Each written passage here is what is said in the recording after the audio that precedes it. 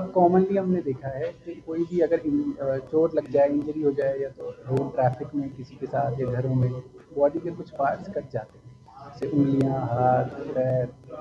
But आजकल ये possible हो पाया है कि हम इसको वापस बॉडी में जोड़ पाएँ।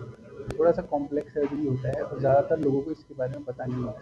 तो सब लोग कोशिश ज़रूर करते हैं, जो पार्ट को लेके जाते हैं हॉस्पिटल में, किसी छोटे सेंटर में जाएँगे जहाँ फैसिलिटीज़ नहीं है या डॉक्टर जो नहीं कर सकते, तो वो यूजुअली पेशेंट्स को सब लोग मना ही कर देते हैं कि नहीं हो पाएगा या अभी खराब है।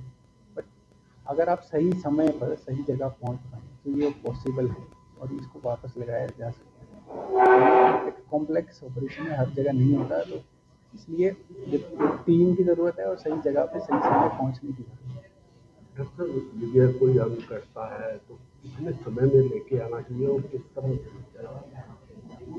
जो भी अंग कटा है उसके हिसाब से हर अंग का अलग अलग टाइम पीरियड होता है। बट मोटा मोटा बात ये है कि फर्स्ट 6 to 8 आवर्स, 6 से 8 घंटे में अगर सर्जरी स्टार्ट हो जाए तो पॉसिबिलिटी बहुत ज़्यादा है कि हम उसको लगा पाएंगे दोबारा, वो पार्ट प्रिजर्व रहता है, खराब नहीं होता। बट जैसे 12 घंटे और उससे ज़्यादा हो जाते हैं तो फिर सर्जरी की सक्सेस कम हो जाती है, क्योंकि पार्ट में खराबी आना शुरू होता है। और उसको लाने के लिए जो तरीका है, एक पहले गीले कॉटन के कपड़े में या कोई आपको गॉज पीस मिल जाए या दुपट्टा, रुमाल, उसमें उसको लपेट लिया जाए ताकि वो गीला है थोड़ा थोड़ा, बिल्कुल सूखे भी ना। फिर उसको जो आप हमने पार्ट लिया है कॉटन में कपड़े में लपेट के, उसको एक हम पैकेट में रखेंगे।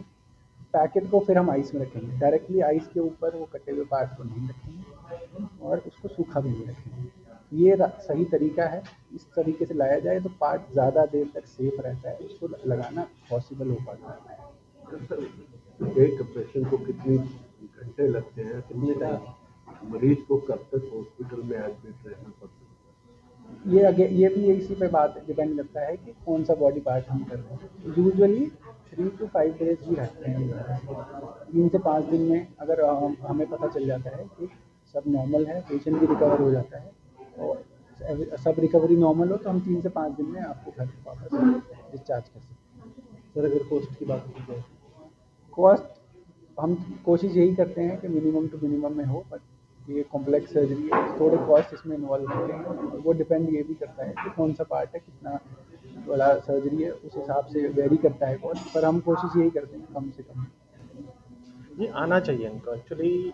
ये ऐसी एनजीओज कई काम कर रही हैं। अगर हम साउथ की बात करें, खासकर जैसे बर्न हैंड है, किसी का जला हुआ हाथ है, ये जैसे किसी का अंग कट गया, ये किस में होगा? आमतौर पे फैक्ट्री वर्कर्स में होगा और हर किसी के लिए नहीं है। हम बोल देते हैं कि लाख 1.5 लाख बहुत बड़ी अमाउंट हो जाती है किसी आम आदमी के लिए। अगर एनजीओज आते हैं तो हम भी आगे एफर्ट मार के और रेट कम करने की कोशिश कर सकते हैं, पर क्योंकि देखो एक प्राइवेट सेटअप में आप बोल रहे हैं कि फ्री ऑफ कॉस्ट हो जाए, वो प्रैक्टिकली पॉसिबल नहीं है। तो हम खुद चाहते हैं, और उसके अलावा भी हमारे 40 हॉस्पिटल के जैसे स्वराज हो गया और इंडस्ट्रीज हो गया, उनके साथ लिंक्स हैं जिसमें वो कुछ इंश्योरेंसेस चलाते हैं जिससे कि रेट कम से कम और कम हो जाता है। एंड ऐसे पेशेंट अगर टाइमली हमारे पास पहुंचते हैं तो और सक्सेस के चांस बढ़ जाते हैं। डॉक्टर क्वेश्चन ये है, हिमांशु देखा गया जन्म से कईयों के हाथ पैर टेढ़े। हाँ जी, क्या उनका भी सफल इलाज इसमें? हाँ जी, जैसे मैंने आपको बताया इलाज हर चीज़ का है।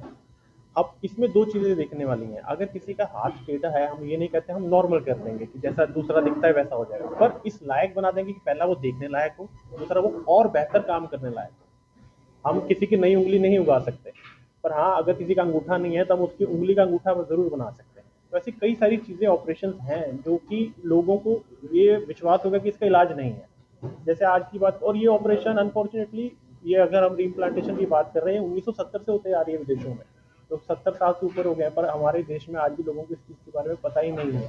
तो उन्हें लगता है हो ही नहीं सकता। तो ये एक प्रेस कॉन्फ्रेंस का सबसे बड़ा कारण करने का ये है कि बहुत सारी ऐसी चीज़ें हैं जो हमें लगता है कि आप टाइम पर आ जाते, आप अब आ जाते। जले हुए हाथ लोग ऐसे ही लेके फिर रहे हैं जो कि ठीक हो सकते हैं। तो सिर्फ और सिर्फ ना इंफॉर्मेशन ना होने के कारण से वो लोग आज भी डिसेबिलिटी के शिकार हैं। दूसरा क्वेश्चन ये है जिस तरह से मरीज में एक्सीडेंट केस होता है, उसमें कई बार उसमें भी जाते हैं, थक जाते हैं, अलग हो जाते हैं, उनका किस तरह का इलाज होता है, उनको? सर देखिए, इसमें सबसे दो चीज़ें होती हैं। अगर किसी तरह भी एक्सीडेंट में अगर किसी भी अंग को क्षति हुई है, तो पहली बात कि क्या वो अंग जो है इस लायक है कि उसको दोबारा से जोड़ा जा सके। अगर सपोज करो कुचला ही गया है तो वो हमारे लिए पॉसिबल नहीं है, बट अगर वो अंग अलग से सेपरेट पड़ा है, भले थोड़ा सा पार्ट कुचला है तो हम हड्डी को थोड़ा छोटा करके लगा सकते हैं। दूसरी बात, वो किस समय पे और कैसे लेकर आया गया है, इसलिए हम बोलते हैं कि डायरेक्टली बर्फ़ के ऊपर नहीं लाना, ताकि वो गलने का चांस रहता है। अगर हम उसको सूती कपड़े में लपेट कर एक प्लास्टिक के बैग में डालकर लेकर आते हैं तो उसकी ऑपरेशन करने के अगर वो हमारे पास थोड़ा लेट भी आता है तो भी चांस बढ़ जाते हैं।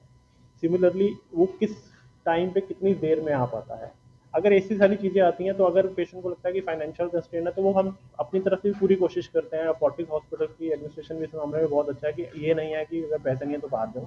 हमारी पूरी कोशिश रहती है कि हम उसको कम से कम रेट में कर सकें, ताकि क्योंकि टाइम इज़ मनी, यहाँ पर समय बर्बाद हो गया वो सारी उम्र के लिए अपंग हो गया, फिर दोबारा कुछ नहीं हो पाएगा।